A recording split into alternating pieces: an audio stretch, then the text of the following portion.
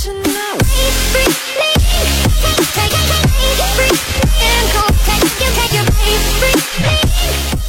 berdasarkan pengalaman dari Pak Leovan nih, karakter pembeli mobil bekas bisa digolongin nggak? Bisa. Bisa ada kelompok-kelompoknya nggak yang pernah kita ketahui nih Pak? Kira-kira? Ada 3 kelompok. Ada 3 kelompok Pak. Minded itu gimana maksudnya? Pak Leo ada mobil Toyota ini nggak? Misalnya. Oh. Wah enggak, saya nawarin Honda, saya nawarin Daihatsu, saya nawarin yang lain. Dia nggak mau, maunya Toyota. Ada kayak gitu ya? Ada. Nggak bisa diganggu-ganggu. Cari ke dealer. Iya, karena semuanya pembeli dealer yang ke dealer tersebut itu akan menjual kembali kepada dealernya. Kalaupun dia bukan dibeli oleh dealernya, tapi dia akan menghubungi sales yang pertama dia beli. Saya beli Toyota, saya pakai 2 tahun, kartu namanya masih ada. Kamu bisa gak jualin mobil saya? Oh, gitu ya.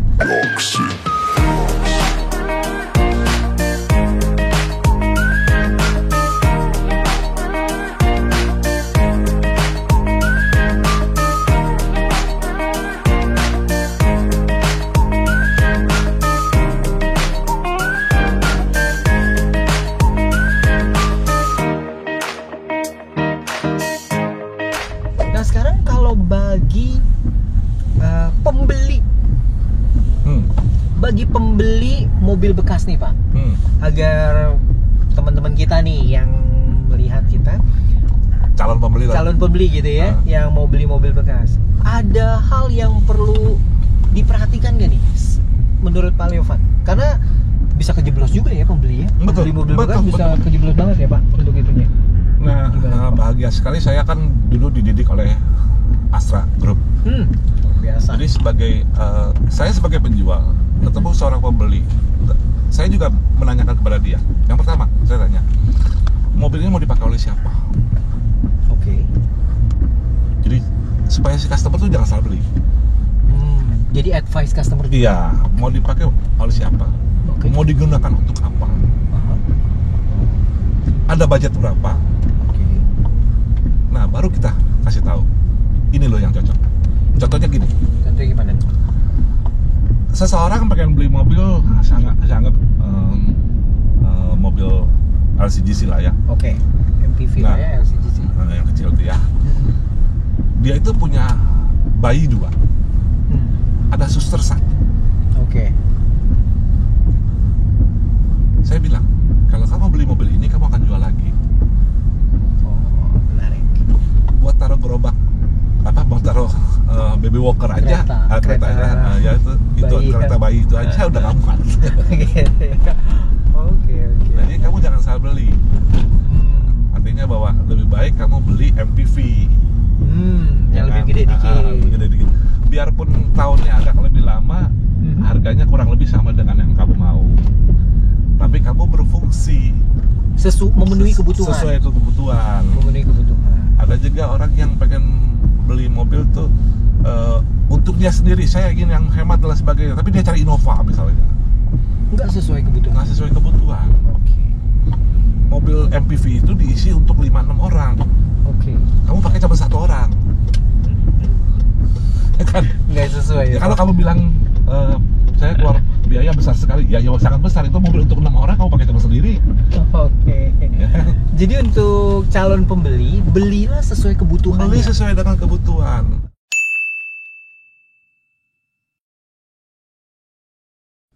Jangan ikut-ikutan temen. Karena rugi juga dijual lagi gitu ya. Iya. Karena udah beli dijual lagi. Oke. Menarik Gitu. banget nih Jadi Pak. kalau sampai kita udah arahkan begitu, ya juga ya katanya. Ya udah Pak, kalau gitu saya mau yang beli. Nah, ini baru benar. Oke. Jadi harus jadi konsultan. Iya, harus membantu pelanggan juga gitu. Iya. Jadi kalau emang kita lagi nggak pas kebenaran, misalnya kebenaran kita tidak memiliki stok, ya kita bilang Bapak sabar dulu, nanti kita cari. Oke. Jadi dia pun biarpun kita pada saat itu nggak punya stok, dia puas sekali kita membeli. Memenuhi kebutuhan dia. Pertama itu ya Pak. Ya. Terus kalau dalam memilih mobil bekas, tadi kan terkait kebutuhan, ada beberapa hal yang paling krusial nggak yang perlu seorang pembeli atau calon pembeli perhatikan nih Pak? Ini dia. Untuk itu Pak, kira-kira. Saya rasa kalau misalnya orang awam ingin membeli mobil bekas, saya lebih sarankan bahwa mengajak orang yang lebih bisa lah. Bisa tuh artinya mungkin mekanik dan sebagainya.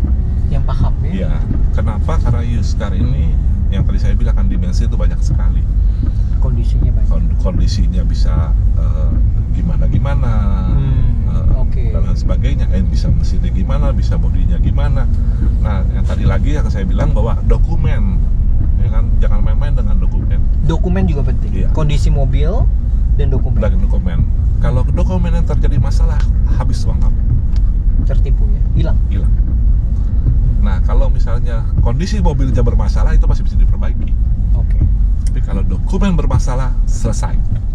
Nah, jadi lebih baik, atau kalau enggak, yang penting diperhatikan lagi bahwa lebih baik beli berdasarkan referensi atau kepada dealer-dealer yang jelas.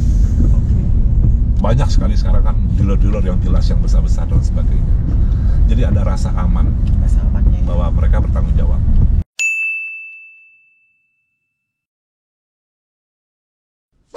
Jadi kita perlu sebagai pembeli nih atau calon pelanggan, advice-nya belilah sesuai dengan kebutuhan tadi.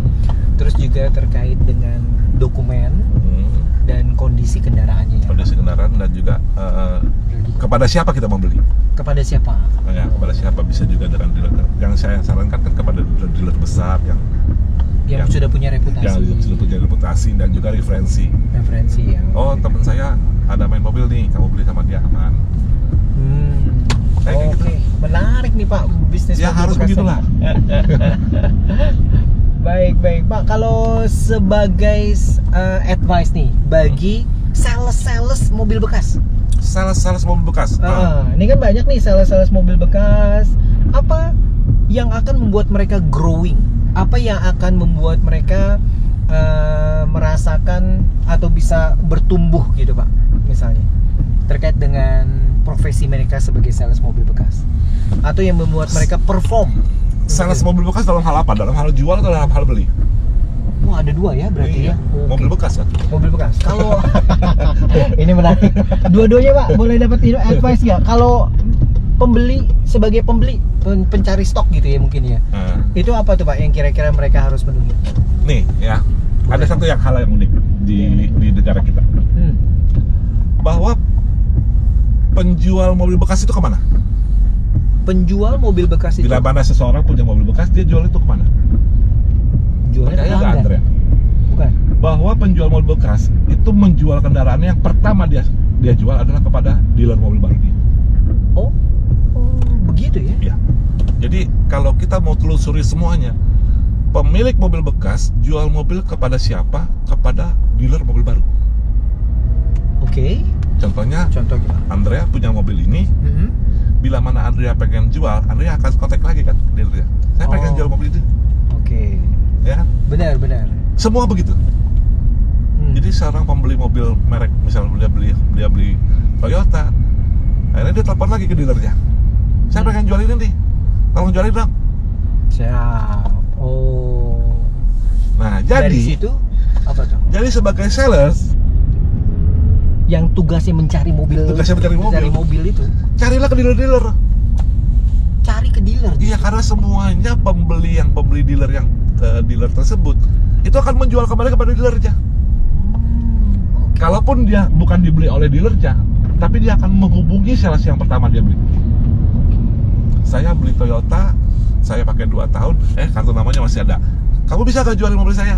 Oh, gitu ya. Selalu begitu.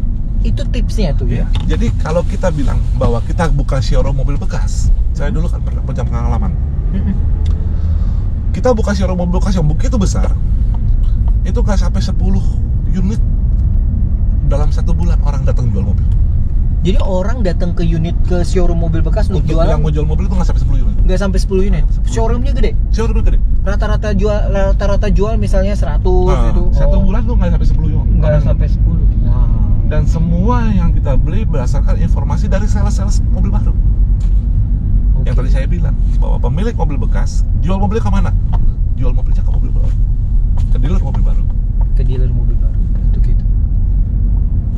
Oke, berarti kesimpulannya bagi sales-sales yang tugasnya mencari stok, Ya. jalinlah gimana Pak? Jalinlah hubungan baik dengan dealer mobil baru.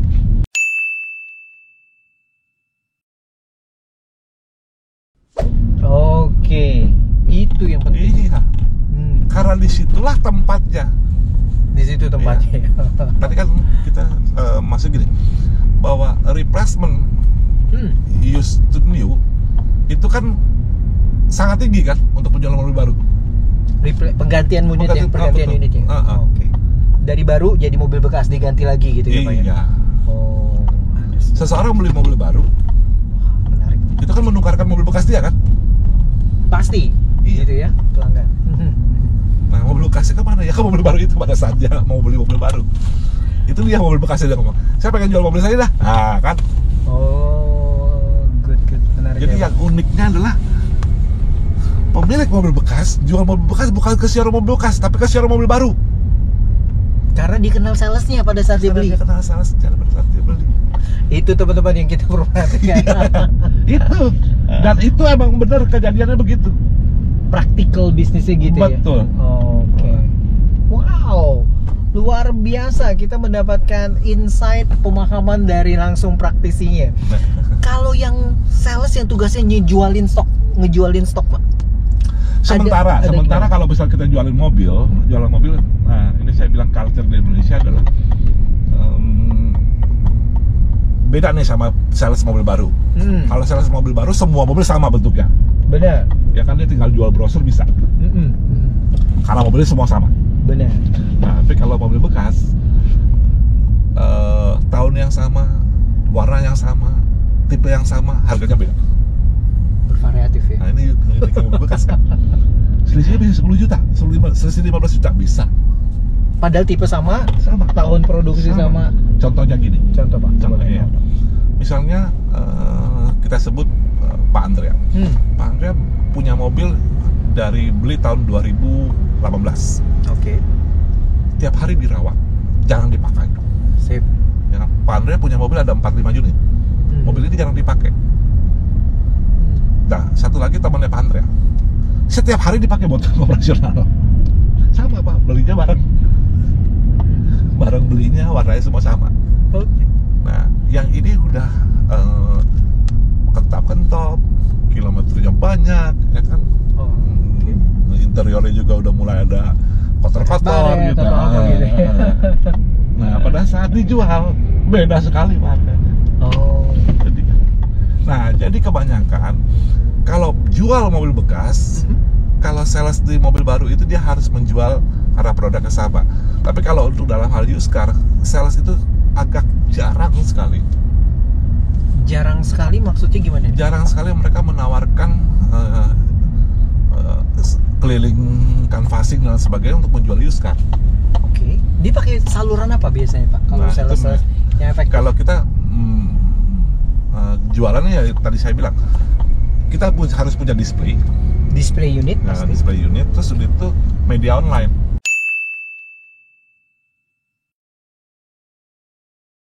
Media online, nah ini menarik. Nah, jadi media online fasilitas kita untuk kita bisa jualan. Nah, yang tadi saya bilang bahwa setelah orang pembeli itu dia lihat online, oh ini yang saya mau cari, oh harganya cocok, oh ini kondisinya ini ya, dia datang ke showroom kita. Setelah dia lihat fisiknya semuanya sesuai dengan tadi yang bilang, nah, baru dia bisa mau deal atau enggak. Oke.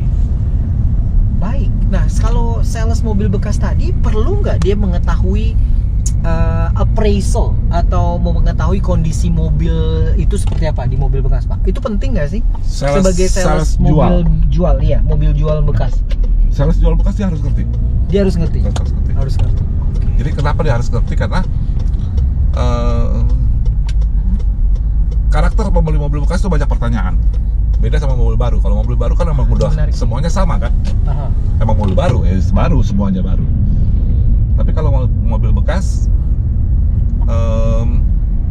dia harus tanya, oh ini apa, karena gini nih ya, Gimana Pak? ini uniknya nih, mobil baru itu dia sudah tahu dari teman-temannya dan sebagainya.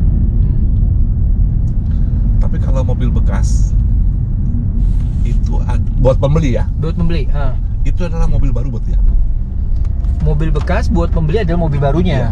Oke. Iya dong. Mindsetnya gitu ya, Iya. cara pikirnya ya. Oke. Jadi si pembeli itu dia membeli mobil bekas, secara fisik bekas, tapi secara kepemilikan. kepemilikan dia mobil baru kan buat dia. Bener, pasti. Iya kan? Iya. Nah, jadi dia butuh yang namanya kondisi yang sangat baik. Nah, dia akan kritis, dia akan nanya, ini fungsinya apa sih? Ini fungsinya apa? Karena dia baru beli mobil. Yang tadi saya bilang, motor pengen beli mobil. Setelah dia beli mobil, itu fungsinya gimana? Ini apa? Ini apa? Oke. Ini harus mengetahui semuanya.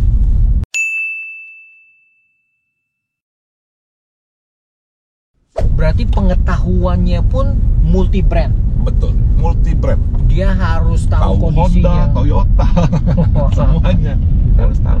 Sebenarnya berarti kalau begitu sales mobil bekas jauh lebih perlu kompetensi yang lebih tinggi dong ya. Maksudnya, betul. Nah, itu dia yang itu tadi. menarik ya. Yang tadi yang saya bilang, kenapa saya ditawarin ke used car, saya pindah. Karena perjuangannya seperti itu. Iya.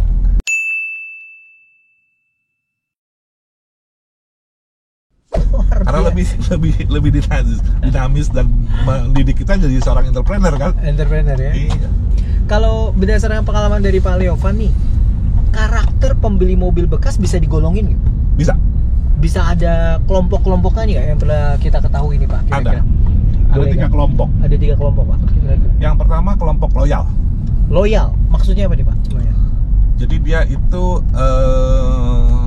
loyal itu gini. Leo ada mobil stok ini nggak? Ada, ya udah lu kirim. Oke. Dia selalu tuh percaya dengan sama kita. Dan Berarti dia udah loyal. relationship-nya udah loyal. Loyal banget. Udah loyal. Nah itu dia percaya full sama kita. Kelompok yang kedua itu adalah minded. Minded itu gimana maksudnya? Pak Leo ada mobil Toyota ini nggak? Misalnya. Oh. Wah enggak, saya nawarin Honda, saya nawarin Daihatsu, saya nawarin yang lain.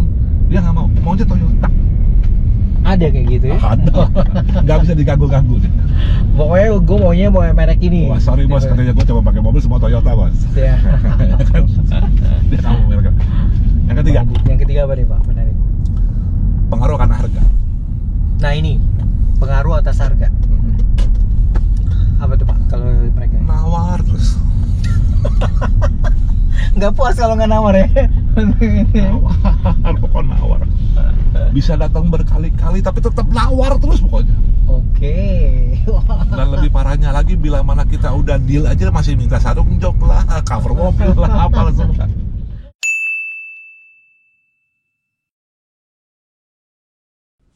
Untuk Karakter pembeli. yang paling banyak yang mana? Yang nawar. Kalau di mobil bekas yang nawar. Nawar. Ada tips nggak untuk sales kalau menghadapi orang yang suka nawar, yang suka banding-bandingin harga? Kan mereka kadang-kadang padahal mau belinya sama kita juga gitu. Ya. Ada kunci suksesnya ya Pak, atau tips agar kita bisa?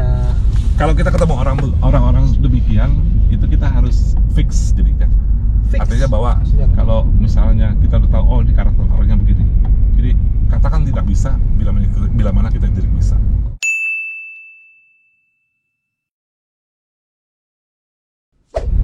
Jadi harus berani ngomong ya. Berani ngomongnya, dan juga note lagi, harus pada saat transaksi harus memberitahu bahwa kondisi mobilnya adalah demikian.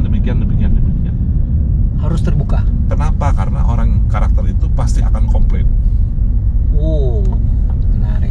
ya kan? Jadi harus terbuka di depan. Terbuka gitu di ya? depan, Terbuka mau di depan. atau tidak, Oke. dengan harga sekian, saya tidak bisa kurang lagi. Jangan manis-manis dulu Jangan lah ya. manis dulu.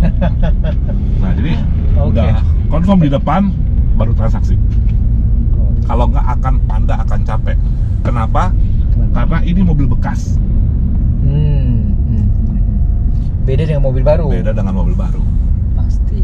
Namanya second is second gitu kan.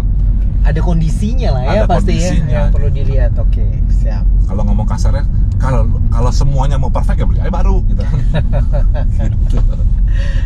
Ya, kalau begitu ya, harapan kita hanya bisa menjual cash. Harapannya. Tapi cuma 20% gitu. 20% saja. Luar biasa, Pak. Pak, pengaruh bisnis used car dengan zaman yang modernisasi dan zaman era digital ini, menurut Bapak marketing digital itu sangat penting nggak sekarang di used car, Pak? Untuk Nah, ini dia. berdasarkan pengalaman. Kalau menurut saya kedepannya sangat penting sekali.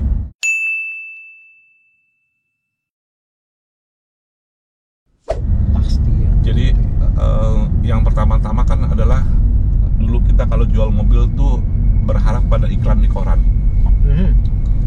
Dalam waktu sekejap koran hilang, Ganti gitu, digital semua. ganti digital semua. Nah, Ya, digital ya. semua ini juga sifatnya masih konvensional. Kenapa? Karena sifatnya masih ya kita foto, kirim input sendiri, bayar iklan gitu kan. Saya rasa ini juga akan Terganti ya? ya akan berganti lagi, akan improvement luar biasa lagi nanti. Nah, jadi kalau Andre tanya saya bahwa penting atau kagak, saya rasa nanti perubahannya lebih dahsyat lagi. Dahsyatnya sedahsyat yang namanya koran bisa hilang. Gitu ya. Jadi penting juga bagi pemain bisnis used car untuk melihat bagaimana keberadaan dia dan kompetensinya di digital ya, Pak. Betul, Begitu ya, betul, pastinya ya, betul. Pak. Untuk itu. Wah, teman-teman, kita sudah mendapatkan insight yang luar biasa dari ngobrol-ngobrol kita dengan pakar otomotif mobil bekas gitu ya, bisnis mobil bekas, Pak Liovan. Pak Liovan, boleh dong kasih kita nih, Pak, tips sukses Bapak sebagai seorang pebisnis.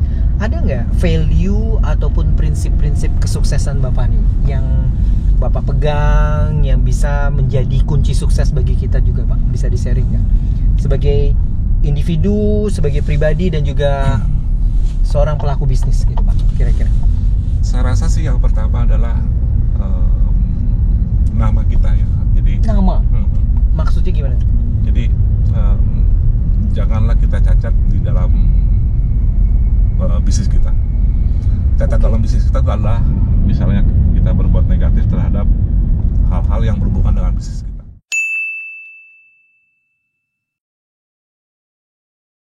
Oke, contoh Pak, Misalnya ya nama baik ya, ya bahasanya. nama baik. Jadi ya kalau misalnya kita pernah melakukan hal negatif terhadap bisnis kita, ada bisnis gitu ya. itu akibatnya tercemarlah nama kita. Ya kan? Saat sekarang sih boleh dikatakan bahwa semua itu kan bisa besar, bisa dan sebagainya karena networking. Networking. Betul. Juga penting. Jadi contohnya sebagai jual mobil, kita jual mobil juga kebanyakan dari teman ke teman gitu kan. Baik. Ya kan? Benar. Karena mereka percaya, itunya semuanya mereka ambil sama kita. Nah, terus itu yang kedua adalah ya usaha kita sendiri. Usaha kita sendiri. Usaha Tadi kita nama usaha sendiri. Maksudnya gimana ya, Pak Leo? Artinya jangan pernah patah semangat. Jangan pernah patah semangat. Iya, jadi selalu usahalah. Selalu usaha. Karena kita yakin kalau misalnya kita usaha, kalau mau usaha pasti ada jalan. Menarik. Tapi kalau kalian tidur doang ya dapatnya cuma mimpi doang.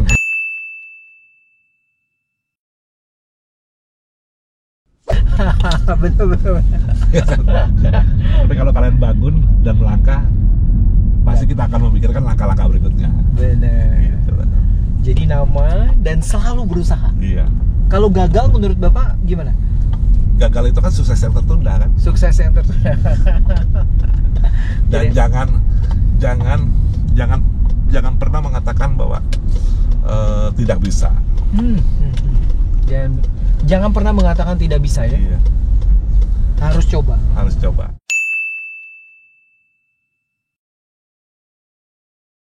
coba aja gitu dulu ya. Apalagi sekarang perubahannya terlalu dahsyat.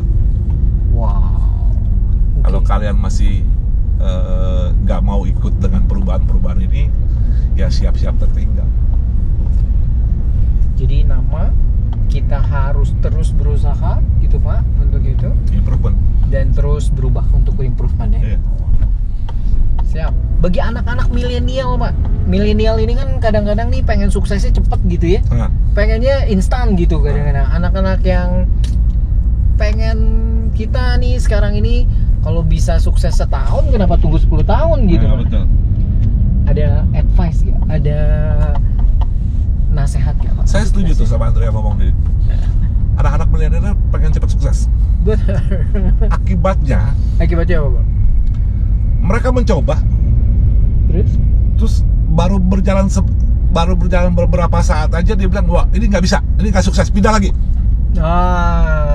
pindah haluan. Pindah luar. Dan sama juga hal itu, wah karena dia pengen cepet akhirnya nggak bisa, oh dia bilang oh ini nggak cocok, pindah lagi. Jadi anak-anak milenial kalau kita lihat, wih, Cobanya banyak banget. wah, semua dicoba sama dia. Orang bilang lagi online bisnis, ya bikin online, jual barang dan lain sebagainya. Ternyata gak laku, pindah lagi. Mereka itu lupa Apa tuh Pak yang perlu diingat? umurnya bertambah. Bener ya. Anak milenial juga Jangan bertambah main-main, umurnya. iya, jangan main-main dengan tingkah laku mereka demikian. Umurnya bertambah, semakin bertambah umur, value-nya turun. Oke. Iya kan? Oke, bener. Ya nggak? Setuju. Jadi sarannya gimana tuh Pak? sebelum melakukan sesuatu, dianalisa, dipikirkan Analisa dulu, pikirin dulu. mata-mata, mencari referensi untuk Knowledge-nya. knowledge-nya dan sebagainya. Oke. Dan bila mana tidak cocok, jangan dimulai dulu. Oke. Bila mana ketemu yang cocok, mulai dan tekuni.